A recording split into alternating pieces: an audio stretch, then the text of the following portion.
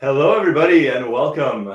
My name is Roy Nemmer of Mundo Albiceleste.com, and we are live. And obviously, I'm not alone, and we are here to discuss the Argentina national team, the 1-0 win versus Paraguay in the World Cup qualifiers. And I am joined by, well, none other than Osvaldo. Osvaldo, how are you?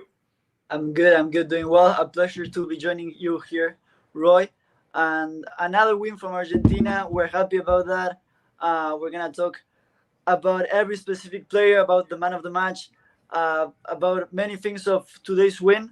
Um, and yeah, 9 points out of nine, Roy.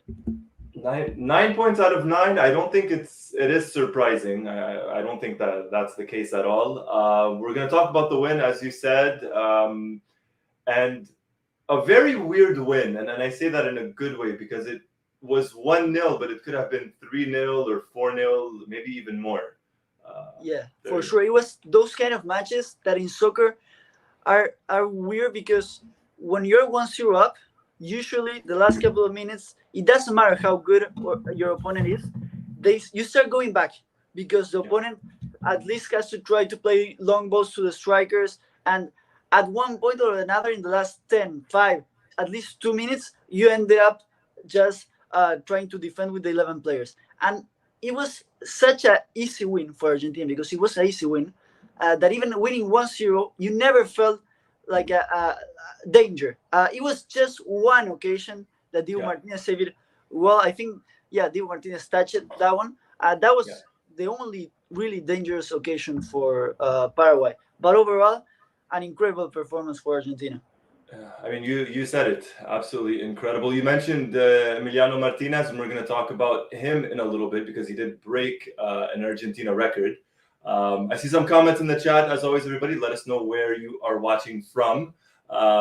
George asks and says, what did we get out of today besides the victory? We see Lautaro and Alvarez didn't maybe go the way we hoped, and we'll discuss that a little bit. But we'll kick things off with the goal, and I guess the goal scorer, Nicolas Otamendi, scores his first goal for Argentina since 2016. I think that was his first goal since he had scored versus Venezuela, if I'm not mistaken. So it's been about 7 years now for him. Great goal, De Paul, and then De Paul with the corner, Otamendi with the volley. I don't think anyone was expecting Otamendi to score or to score the first goal of the match. No, I agree. I agree. It came from a prepare set piece. Yeah. It was a good way to start the match. Just in the minute 3, I think it was the goal from Otamendi. I think there was a slight deflection in the way, Yes. but it was such a good volley from Otamendi. Uh, After that, that's maybe something we can also discuss later. Overall, as we already said, Argentina played well in almost every part of the field and did almost everything well. Maybe they missed some opportunities, but also in the set pieces. Something I liked was the some prepare plays. For example, that one that ended up in a goal. Yeah. But there was some. They show some tactics from Scaloni in the set pieces. Yeah, they've certainly been practicing the set pieces, and it's been a while. It's really been a while since we've seen that. Usually, it's just a cross, and you hope someone gets the header. But today, as you mentioned, we saw a bit of preparation there, and he got the goal, and then Argentina were just pressing and doing very well. Lautaro Martinez, Julian Alvarez, that was kind of the big news because no Lionel Messi, and we are going to talk about Messi in a couple of minutes, but no Messi, so they started. And maybe I'm wrong, but let me know, and let me know, Osvaldo, and everybody in the chat. It really looked like Lautaro was the main striker. He was the number 9, and Julian was the one kind of trying to create some stuff around him. Am I right in saying that? Yes, for sure. We already talked about that also. I remember before the first and second match day, how Yeah. I think you also believe that maybe Lautaro Martinez and Julian Alvarez should play together. They play like that in Inter and Manchester City with another striker. And I think the best way to replace Messi when he can play is with that both strikers. But it's true, Lautaro Martinez more as a striker and Julian Alvarez maybe coming a little bit more back to start the play and also being the one that presses all over the attack. Yeah, yeah, and that's what it looked like today. And even a little bit in the second half from what we saw, and I think we missed something once Alvarez came off. We'll get back to that in just a second. I'm seeing some comments. So Suraj from Dallas, hello Suraj. John all the way from Malaysia as well. So welcome, John. Welcome everybody. Let us know where you're watching from. Going back to Lautaro and Alvarez, George writes, Lautaro is over-eager and it's been getting him frustrated. And I think it showed tonight. He had one opportunity where his effort kind of it got deflected off the defender and went over the bar, over the goal. And you could tell he was really frustrated and he's eager. He wants that goal. And you just know that once he gets it, he's going to start to score a lot more. Yeah, for sure. I think it's a similar case with Nico Gonzalez, for example, that both in the Serie A, they are tired of scoring goals every single match. Lautaro Martinez even scoring more than twice in one match. And then when they come here, it's not that they play bad, because today they didn't. Today they play well. Of course, for strikers and for Nico Gonzalez as an attacker, of course they want to score and they want to also do goals as they do with their clubs. But the truth is that Lautaro Martinez, it comes to my mind, one of the last chances he had, that he literally got the ball turned and let the defender, the Paraguayan defender, in a very easily way. And that maybe it looks simple and you just, as a fan, you see, oh, he missed that shot, but he creates the chances. And he did some good turns during the match, and also some good pressure. That it's something that we're more used to see Julian Alvarez doing it. But yeah, I don't know what you think about also Nico Gonzalez. I read a comment there in the chat that they weren't that happy with maybe his performance. He missed a couple of shots just by a little bit. How did you see him today? Yeah, and I'll bring up the chat here from John. Look, I've always defended Nicolas Gonzalez. I love him. I think he does add a lot to the team. I think it was almost as if the first 15 or 20 minutes, he was trying to get Lautaro a goal. Like every time he would cut in and you'd see him, he'd try and get that pass into Lautaro to try and give him a goal. And then he kind of stopped that and he tried to play a little bit more for himself.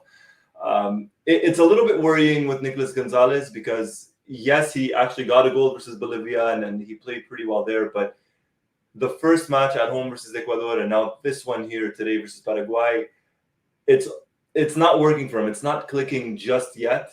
And I'll be very honest, I was kind of hoping to see Garnacho in the second half because Gonzalez was able to get them with his speed, and having Garnacho come on as a substitute off the bench, I think could have helped us a little bit. But I don't think Scaloni wanted to risk it at 1-0. Maybe if it was 2-0 or 3-0, we would have seen Garnacho. But Gonzalez is made for certain matches. I think for Argentina, matches where if he does have to track back often and he has to do the dirty work, I think it's that kind of game.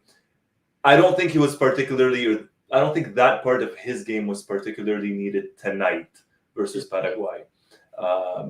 In other matches, for sure, maybe away from home, but not necessarily at home, where, especially against the Paraguayan side, that Argentina really, they really controlled and really dominated. Yeah, I agree overall. Maybe it would be good if he started today and maybe in the second half, seeing a little bit of Garnacho, knowing that we were already winning 1-0 and in a very easy way. But also, I think it's fair to mention that defensively he played really well today, as he always does, and he's a good player overall. Like in a lot of phases in the game. I remember one header he had also where he did a brilliant jump, and the goalkeeper was able to save it. But also, I don't know if you agree with me, but I think today Argentina playing a formation that they usually don't play. They play with a 4-4-2, and I think that for that 4-4-2, it was better Nico Gonzalez than Garnacho, because Garnacho is not as good defensively, or he doesn't feel it, that defensiveness in that left side as Nico Gonzalez does. Yeah, no, I absolutely agree with that. I totally agree with you, Osvaldo, and Calvin as well says, Nicolas Gonzalez helps the team off the ball. He presses well and recovers. I just think, yes, it was a different formation, the 4-4-2, and I think in a 4-4-2, Gonzalez would do better than Garnacho. I just wish we would have seen Garnacho in the second half, because Nicolas Gonzalez maybe had one or two times where he tracked back and won the ball. But other than that, Paraguay didn't really pressure. They didn't create too many chances. So I would have liked to have seen the risk taken by Scaloni, but I'm not Scaloni, obviously, and he knows better than I do. Yeah. But yeah, we'll see what gives versus Peru. I don't know what kind of formation we'll get if Messi starts. If we go back to that 4-3-3 we tend to see, but overall, I think it was still a good performance by Nicolas Gonzalez. I agree. Yeah, maybe at some point where he put Messi and took out Julian Alvarez, there you have strikers like Messi and Messi is not a striker, but like Messi and Lautaro Martinez that maybe don't help that much defensively. So maybe if you also took Nico Gonzalez out and you put Garnacho, then it would be 3 attackers that usually don't come back because they just don't feel it and they're not good at it. And then again, the match was 1-0. Of course, we were winning easily. We had the ball.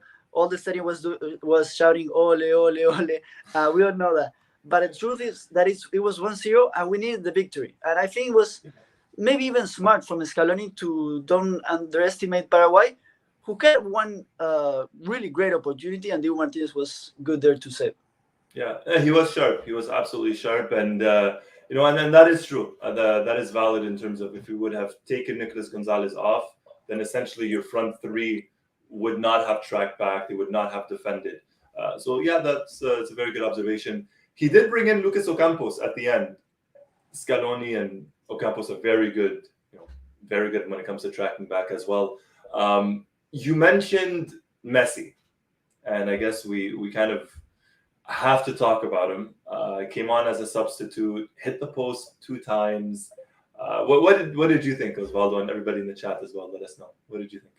Yeah, I think that Messi in the last couple of games with Argentina, he became a player of moments, of brilliant moments. I thought with his corner kick, we have already seen his one moment of the match, but then he did the free kick again to the post, and he played overall great because maybe with the ball he wasn't at the beginning. He lost a couple of balls, but then he also was able to dribble some players. The corner kick. I think that I don't know. I was reading this the other day. I don't know, maybe you can correct me, but I think he never had a goal from a corner kick in his career. Probably the only goal that that is left for him. And today he was so close, really, really close. Yeah, that's the only type of goal. He scored every other kind of goal except for the Olympico that they call it. Except for the Olympico directly from the corner kick, he has not. And I do agree with you on something you said in terms of the moments, right? And especially in this match, you mentioned he lost the ball a couple of times when he came on, spot on, very true. And then you felt as if, there were some moments of dribbles where he really dribbled past a couple of Paraguayan players and would play the pass. He's obviously not 100%. If he was, he would have started. But you could just see, you could sense the crowd and even the players around him just kind of lift themselves up even more once he came on. And even though Julian, I think we missed him when he came off because I think we sort of lost something when he came off. I know Messi was the one that was brought on, but we missed Julian a little bit. But Messi is Messi. I mean, that free kick, if that had gone in, the Monumental would have just completely erupted. And we have a message actually in the chat. I just checked that. Venezuela 1-1. I just checked that. Yeah, minute Brazil. 87, Brazil 1, Venezuela 1 in Brazil. And let's not forget, we're going to come back to Argentina, but Brazil had, was it the last match or the first match where they won 1-0 in like the 90th minute? I think it was Marquinhos. Yes. I remember. I think it was maybe the first or the second one. I will check. But Marquinhos scored. So they have not been playing too well, Brazil. But hey, we're Argentina fans. We're happy about that. Going back to Messi, Calvin says, what more is there to say? The magic man. He really is. And I was very happy, and let me know, guys, in the chat, Osvaldo, let me know. But, I was very, very happy with the way the team performed without Messi. we've always kind of heard this nonsense type of thing in terms of, well, oh, when Messi retires, Argentina will not be good. They don't have world-class players, which is a complete lie, obviously. But, we saw that today, that even without Messi, they were just dominating, completely dominating. The only thing that let them down was just the lack of finishing. But it was very nice to see, very refreshing. No, I think that anyone that watched today's game would agree with that. Collectively, the team played really well. We're gonna talk about some individualities that play even in a higher level than usual. But overall, just the team played really well. They had the possession of the ball a lot. I'm actually checking about how much possession. I think it was like 70 something tonight. Yeah, we just controlled from the beginning to the end. Even with just winning 1-0, we had the chances. We had a lot of opportunities. I think the best way to replace Messi, you can replace Messi with a single player. Not even in 100 years, because Messi is unique. But you can try to do your best by replacing him with continuing with that collective game that Argentina showed during the World Cup and that they have been showing in these last couple of matches. Yeah. No, I agree. Obviously, you can't replace Messi. You could maybe try and get a couple of players to do some of what he does, but you can never truly replace him. But if you look at today, and you look at the players that stepped it up, because I think everybody stepped it up in Messi's absence. And before I get to my point, actually, I'll read some of the comments. So Ismail says, good to see Lo Celso back. He was brought on with a couple of minutes left, so very, very happy to see him. Enzo had a great game. George says Dybala. We can maybe talk about Dybala in a little bit, but he is injured and he's not. Yeah. And let me tell you something now that you mentioned midfielders. Yeah. Sorry. Today, for example, in the game, it wasn't Ezequiel Palacios wasn't concentrated to the game, and we're talking about a player for us to realize how many great players Argentina has. We're talking about the midfielder, the starting midfielder of the number one team in Germany right now in the Bundesliga. Bayer Leverkusen is first in top of Stuttgart, Bayern Munich, Borussia Dortmund. Maybe it was surprising for me when I heard about that. Maybe he has a little injury. We don't know. He's not 100%. I ended up hearing he's not 100%. That's why he wasn't part of the team. But even if he was 100%, he's everything that you said is correct. But he would have been a substitute. He doesn't even start for Argentina, which is crazy. And we have Lo Celso, and we have Paredes, and Guido Rodriguez. Thiago Almada has been playing very well with Atlanta. There's a lot of players. And I'll go to Calvin's comment here. Says, of course, Messi's not there is not there physically as he was before. He still generates the magic. I think he has been carrying that injury for a while. I don't think it just suddenly kind of came up in the last match versus Ecuador. I think he maybe has had it for a little bit. That's just my opinion. But you mentioned the midfield earlier, Osvaldo. Rodrigo de Paul, yes, he hit the post, and he had the assist, but he was everywhere and he was very involved in the attack, more so than usual, I think. Yeah. And you think, oh, maybe de Paul was the best midfielder, but then you see what Alexis McAllister did. And then you see Enzo Fernandez. It was insane to watch. Talented, all of them. Yeah, I totally agree. The three of them playing in positions that they didn't play in the World Cup, because De Paul today was playing as a right midfielder in this 4-4-2. Enzo in the World Cup was more as a defensive midfielder, and McAllister more higher. And now they switch. So it's really fascinating to see how they change position, but they still play the same, because with McAllister, for example, when he first arrived to Liverpool and they started putting him there, of course he was playing well, but I was one of the ones that thought that maybe it would be good if they had a defensive midfielder so he can be higher and doesn't have to be a lot of worried in defensiveness, right? but during this last couple of games with Liverpool and this last game with Argentina against Paraguay, he just reads the field so well, and he, I don't know. I was thinking today while I was watching the game that he's like our Tony Cross. He doesn't miss a pass. I don't recall missing of him missing one pass like today. I don't think he did, and I remember two particular tackles as well, sliding tackles in the first half, and that's a good comparison, I think, him and Tony Cruz. So, would you say McAllister was maybe your man of the match or the man of the match? It was for me. It was, of course, there were so many good players tonight, but I think overall he was really good. His best play in the night was that one that he was like in the border of the box, and he dribbled like two or three players just in, I don't know what, like in just a couple of meters, and he almost got that penalty, that foul. I don't know. Do you agree? Do you think McAllister was the man of the match? I mean, I want to say yes because I thought he was great, and everybody let us know in the chat if you think McAllister was the man of the match. I think he was very good. I'm just trying to think because they were all good. Christian Romero, Otamendi, De Paul, even I'm not going to say Tagliafico was man of the match, but even Tagliafico had a quiet game, but a very good game. I would say maybe Alexis as man of the match. It's tough to say because everybody performed very, very well. Even Alvarez, even though he came off early, but I would say he's certainly up there, McAllister.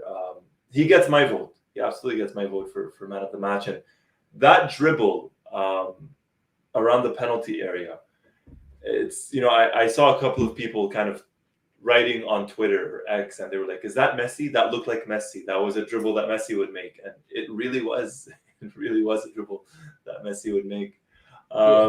He makes some, he makes some moves, and even how he looks with that wide camera. Of course, when you zoom in, you realize it's McAllister and Messi. But in that wide camera, sometimes how he moves, it's like Messi, even though he's righty and Messi's lefty. Even in the World Cup, I remember in that final, not knowing sometimes if it was Messi or McAllister. Yeah, that happened to me a couple of times at the World Cup, more than once, and specifically in the final, because they're both. I guess it's the beard as well, right? But the way they moved a little bit, and you think, wait a minute, maybe. John says Alexis is the future number 10 once Messi retires. That's an interesting take. I think he. Do you think so? I think so. I was having this conversation with a buddy of mine. Actually, this was a couple of months back. In terms of who could get the number 10 once Messi retires, I said Alexis. I know I have another name. Paredes? No. Julian Alvarez. Julian Alvarez is the number 10. I think Julian Alvarez is the successor of Messi with the number 10. Yeah, that's a personal opinion that I have, like, for the last year. Yeah. But I don't know. We'll see. Look, the way he's playing with Argentina, the way he's playing with Manchester City, he could very well become the number 10 for Argentina. That's a good one. I was not expecting that. Calvin writes, funny. So in terms of the Toni Kroos comparison, funny because I see Enzo more as a Kroos type midfielder. McAllister more further forward, like in the World Cup, both playing there, shows their quality class. And that's something that we cannot take for granted. The fact that we have two midfielders, I'll put De Paul and everybody else aside, but we have two midfielders like Enzo and McAllister who can easily switch positions and still be world class in what they do. Argentina has not had that in years. Yeah, and even when today Paredes entered the field for Enzo, he went in the position of McAllister, and then McAllister played higher in the field. Yeah. It's and he was still very good. And Sir Tahmid says, yeah, bro, Alvarez is going to be the next big thing. He's more clinical than Mbappe or Haaland. That's high praise. I'm not saying I disagree. At all because he is very, very sharp in front of goal. I see Alexis getting the number 10, pretty much the same when Simeone was wearing the number 10. I remember that was mid-90s, kind of. after Maradona. But yeah, I remember that. But I think whoever gets the number 10, whether it's Alexis, whether it's Alvarez, or anyone else, I think it's someone that's already playing with the team and someone that has already won the World Cup. Because whoever's going to get it is going to have it for several years, for a long time, because it's such a prestigious number. For sure. But when was it that Angel Correa used the number 10 for? Yeah, he You used remember? it. Yeah, he used it. Well, in the last match versus Bolivia, he used it at the Olympics in 2016, and I think there was a friendly match. I know somebody's going to correct me in the chat, so please do. But I want to say I think it was a friendly match versus Mexico. I think in 2019, where Correa wore the number 10, but he's worn it a couple of times. Calvin agrees with you. So a lot of people saying Alvarez, Osvaldo. I guess maybe you're right. It could be either. Yeah, it's a good debate who might have the number 10 in the future when Messi leaves. It's something that personally I don't like to think and talk about that a lot because I don't want Messi to leave ever. But it's also good to know who's gonna take that leadership in the field. If it's gonna be because or who's gonna be the captain. We'll see. Well, we'll see. I mean, the captains right now, it is the veterans, so it is Messi, Di Maria, and Otamendi. Yeah, but eventually when Messi leaves, I think Otamendi leaves, Di Maria leaves. Of course. After that, I don't know, maybe De Paul, maybe Emiliano Martinez, Guti Romero. Maybe I think we're lucky that we have a lot of captains as well. Lautaro captains Inter, right? Dibu captains Aston Villa. So we got some options. But that's not something we want to discuss right now. We don't want to think about Messi retiring. We mentioned Alexis McAllister as potentially the man of the match. Who were your top 3 best players? Okay, McAllister number 1. Okay. Then number 2, I will go with Otamendi, who scored the goal, and defensively, I think with Guti Romero they play really well. So McAllister, Otamendi, and I will go with, I don't know if Julian Alvarez or Enzo Fernandez. I'll go with Julian, so I can have one player per line, one defender, one midfielder, and one attacker. I like that. I was gonna go with Alexis and Otamendi. I think Otamendi's number 2 as well.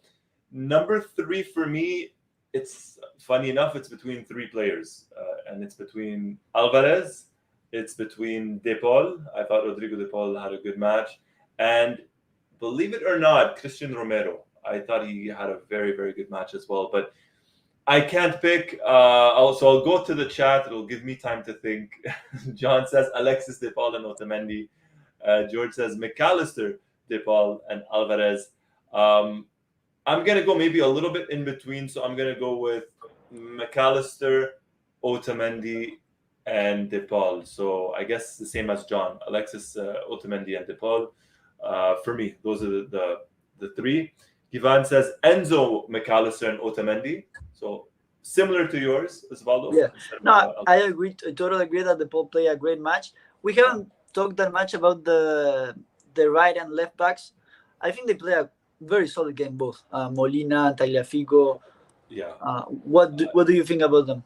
I love them. There were a couple of instances where Tagliafico stepped in and won the ball back, both in the first half and the second half. And I said this before, I'll say it again. I think since the World Cup, and even before that, but especially since the World Cup, he's been very solid and very reliable for Argentina.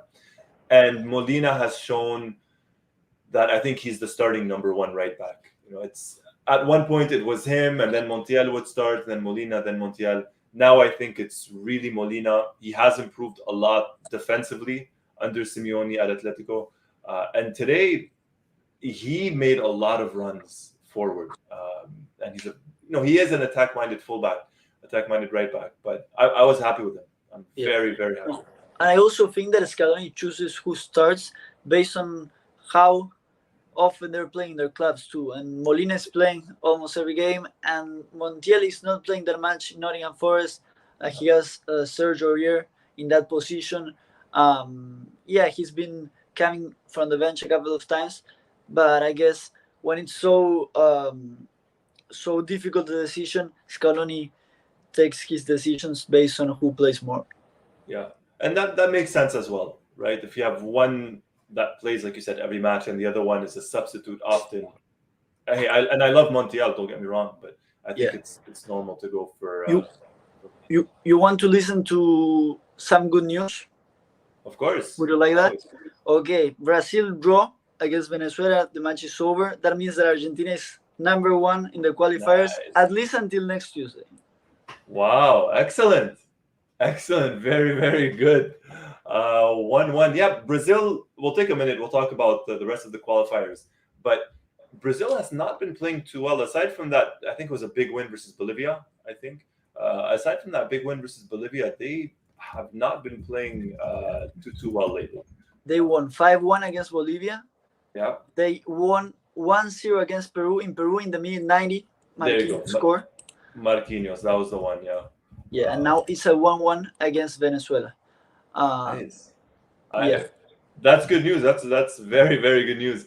Let me tell you also that it's a good job from Venezuela's coach, also Fernando Batista, the Argentinian, who already has 4 points with Venezuela. And right now, of course, this is just the beginning, but Venezuela is in the 6th position. This means that they would eventually qualify to the World Cup.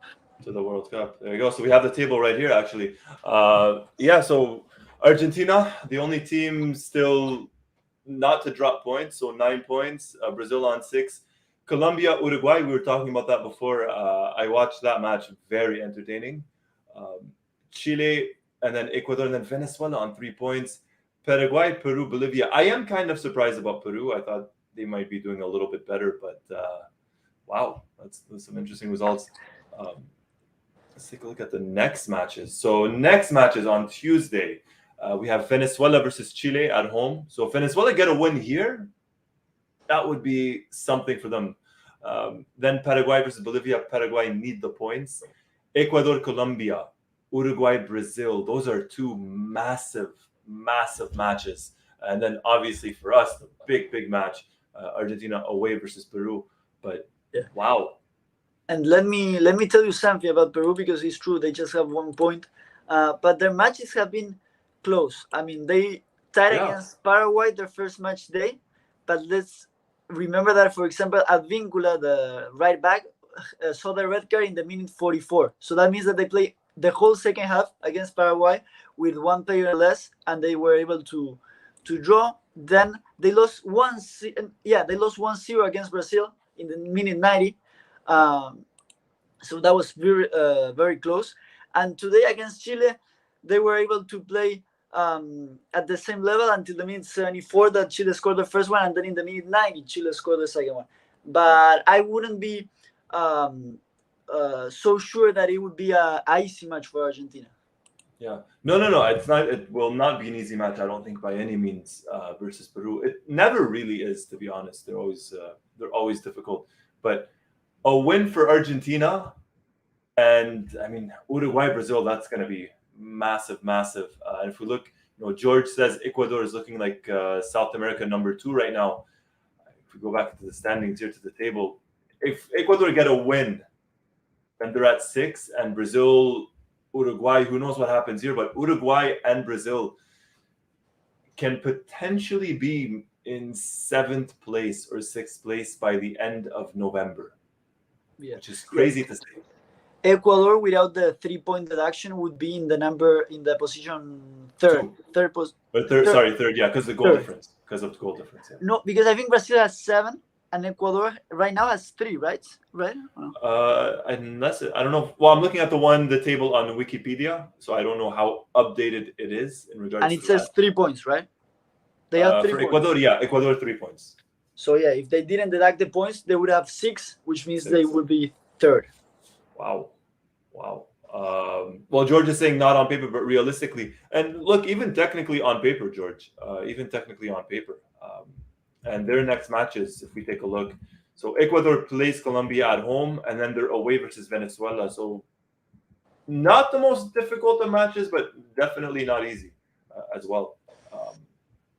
So it's gonna be a fun watch. It's gonna be a fun watch. Talking about watching, someone who's been doing a lot of watching for Argentina, Emiliano Martinez, um, a new That's a good. national team, a new national team record previously held by Germán Burgos. It was what 605 minutes or 606, Yeah, 605. I'm trying to see that right now, but yeah, I know that it's 606 minutes. That was what El Mono Burgos registered with Argentina in Yeah, 1989 and between 1989 and 1990, if I'm not mistaken. wow. Let me check that again, but yeah. So yeah, it's Germán And Burgos with 606. Now Diego Martinez is first in that with 622 minutes, and before that was Sergio Romero with Romero. 576, and before that Americo Tesorieri with 553. So historic what Wow. happened today with Diego. Yeah. Is it? Maybe we could do a separate video talking about this, um, and we'll get maybe Seba and some other people as well. But is Martinez the best Argentine goalkeeper of all time? Considering what he's won, considering the saves, considering the penalties, considering even statistically speaking, the 622 minutes. Is he the Yeah. best? Let me tell you something. Two things actually. One is that I'm checking here the couple of minutes. I told you the first four are Diego Martinez, Burgos, Romero, Tesorieri. But then if you go to the seventh and eighth in that list, is again Emiliano Martinez with Wow. 477 and 470 minutes in different periods, of course. Um, so yeah, we're talking about one of the best. And the other thing I wanted to tell you is that sometimes that debate, at least for me, is kind of unfair because Of me course. particularly, I haven't seen Filiol. I haven't Neither seen have I. Pumpido. So, of course, I watch tons of videos, but I don't have the same Mhm. feelings that I experienced with Diego Martinez and in the 2022 World Cup and in the Copa America. So it's kind Yeah. of unfair. And usually, and I think that's also more like a philosophical debate, but about our generation, we usually think that what is happening now is better than when it happened years ago, Of or course. that soccer now is better than what it was years ago. And the truth is that I don't. I think that's a little bit of being a little bit ignorant. But yeah, but it's still a good debate. But we have to take into consideration Pumpido, Filiol, Chiquito Romero. Of Why course. not? Of course. No, absolutely. You're talking about. I mean, Filiolo was before my time, obviously, but I've seen clips. I've seen matches. Best goalkeeper at one point. Won the World Cup with Argentina. Pompido as well with Argentina. Chiquito Romero. We can't forget what Romero did, especially in 2014. With a bit of luck and to no fault of Romero's, Sergio Romero could have had a World Cup and two Copa Americas. Two, because you know in 2016 he made a save in 2015 versus Colombia as well prior to getting to the final. So if he would have won, then it's really a debate between him and maybe Martinez. Who knows? But and I agree. That's why you know we're both young. Yes, I'm older than you, but we're still young, especially compared to the previous generations and the players that we did miss. But and George says it as well in terms of Thibaut Martinez. He says he has the personality as well. It's difficult to argue. There's certainly an argument to be made, but it is difficult to argue that maybe he's not, or that that he is not the best goalkeeper, because I think he is. Calvin says it best. Maybe Debo is Debo. That's that's all I got. That's a good way of putting it. That's a very very good way of putting it. Debo is Debo. For Uh, sure. Yeah. No, I mean, in the World Cup, we already talked about this so many times, but against Netherlands, against France in the penalties, against Netherlands, against France in the penalties, but also in that last save. Yeah, I think that if you really go to that debate in an objective way, there's not much you can argue against Dibu Martinez, and no. he can still make more history. Yeah, absolutely. And I mean, Copa America next year. Who knows with the World Cup after? Um, And we didn't even talk about the Copa America. I mean, the saves versus Colombia. Oh, even before the shootout, he had a big save versus Colombia. The final versus Brazil, he had 2 very good saves as well. And let me ask you just one question that I know that it might going a little bit off topic, but it's just one question because we talk about Sergio Romero, and I saw in the chat that maybe some comments were about Armani being called, Musso being called, and maybe not Chiquito Romero, who is basically, I'm a big Boca Juniors fan, and I have to thank him. I thank him every single day that we are in the final of the Libertadores, because without him, it would have been impossible. That second half versus Palmeiras, even before the penalties, was ridiculous. It was a joke. Yeah. So I don't know. What do you think? You think he deserves a call to the team? I think that's a very good question. I'll throw it back to everybody in the chat as well. What do you guys think? Do you think Sergio Romero should be the number 2 goalkeeper, or at least called up? I think yes. I wouldn't disagree. I love Romero, by the way. I'm a massive fan. I think he should be called up, but I think the dilemma or the situation that maybe Scaloni has is he has no, and I'm going to use quotes, he has no reason to drop Armani. And at this point, I don't see him calling up 2 goalkeepers from Argentina. Already having 4, in my opinion, is a little bit much. Yeah. So I don't see him adding a 5th in Romero. I think if Romero does called up, one, it would be very well merited, very well deserved. But I think a part of it, if he would get called up, would be because of the media as well. Yes. And I hate to say that because he fully deserves to get called up. But I think it would just be pressure from the media. If it were up to me, yes, I would have him in the team in place of Armani, and nothing against Armani. I just think Romero is playing better right now. No, and being also realizing that he wouldn't play because Emiliano Martinez decided for sure. So maybe also in Scaloni's mind is the idea that Boca Juniors need him in these moments, and he has to be paying special attention to the Copa Libertadores, that it's their main goal. So maybe even calling him, and I don't know, maybe he gets injured in a practice or whatever. Yeah, and I think that would be even worse for Chiquito Romero. So maybe there was even a talk between them that we don't know. It is possible. Yeah, it's absolutely possible. George mentions a point, maybe a valid point as well. In terms of Romero, it's behind him. Someone like maybe Mbappe or Haaland would destroy Romero. I get what you mean because of the level between Europe, the elite in Europe, let's say. But Romero's always been a very good reflex goalkeeper. And he showed that versus Palmeiras especially. But I guess we'll never know at this point. And John mentioned, just to go back a little bit, Carlos Roa would have been the world's best goalkeeper at one point in 1999. I remember him most notably, the penalty shootouts versus England in 1998. He was a very good shot stopper as well. So shout out to Carlos Roa. Calvin, I'm behind whatever Scaloni decides. I'm the same. I'm behind whatever Lionel Scaloni decides. Go ahead. Sorry, Osvaldo. No. I thought you were gonna continue also with the comment from George Leiva that I think is very interesting. Because of course we all want Dibu to be our goalie, but it's true that, as he says, we need to develop our second goalie for the next World Cup in case Dibu goes down. And I think that's very interesting. Who for you would be the second goalkeeper? And that's a tough one. George, I'm not going to bring up the comment, but George says it's not Franco Armani. I agree. It's not Armani. Argentina has good goalkeepers. Juan Musso is good. He's doing well in Italy. I know he let in a couple of goals in the last match, but Musso's good. Ledesma from Cadiz is doing very well for a couple of seasons. Walter Benitez, I'm a big fan of. I haven't seen how well he's been doing with PSV Eindhoven this season, but I know he's been well. You haven't mentioned one that for me would be the second goalie. He has to get back from the injury, but it's Jerónimo Rulli. Jerónimo Rulli. You know that I didn't know this. Wait. Listen to this. I didn't know this, but I listened the other day to Gaston Edul, who's a very well-informed journalist from Argentina. And he said that before he got that serious injury, he received a concrete offer from Bayern Munich. Yeah.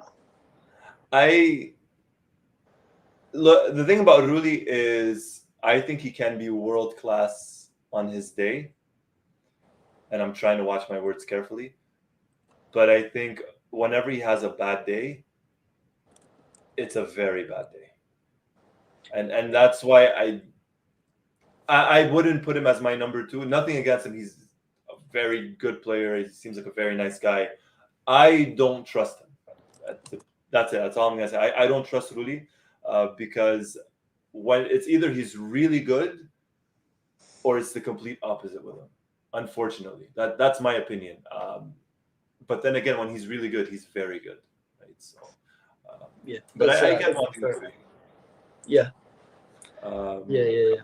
Couple of shouts. George says Musso. Daniel says Sergio Romero. Calvin says Ledesma from Cadiz. And George also adds that, same thing as you said, Geronimo Rulli is good. All right. I think that just about covers it. I don't know, Osvaldo, is there something else you wanted to mention? I think we'll wrap things up. No, I think it's all good. We'll see then if we will do like a preview for the match against Peru. But that would be in another video. So, yeah, that would be all by my point. Excellent. And the match versus Peru, by the way, is on Tuesday. Let me get the time. It's on Tuesday at 10 p.m. Eastern. So that's 11 p.m. Buenos Aires, and that's 7 p.m. on the West Coast for those in North America. We'll have the whole listings up for the different time zones, but 10 p.m. Eastern. So that's going to end around maybe even close to midnight our time. But we'll discuss it. We'll see what gives. Maybe one last question here, just to kind of wrap things up quickly. Calvin's asking, what are your thoughts on the World Cup hosts in 2030? I'm on the fence. I'm happy Argentina and South America are getting it.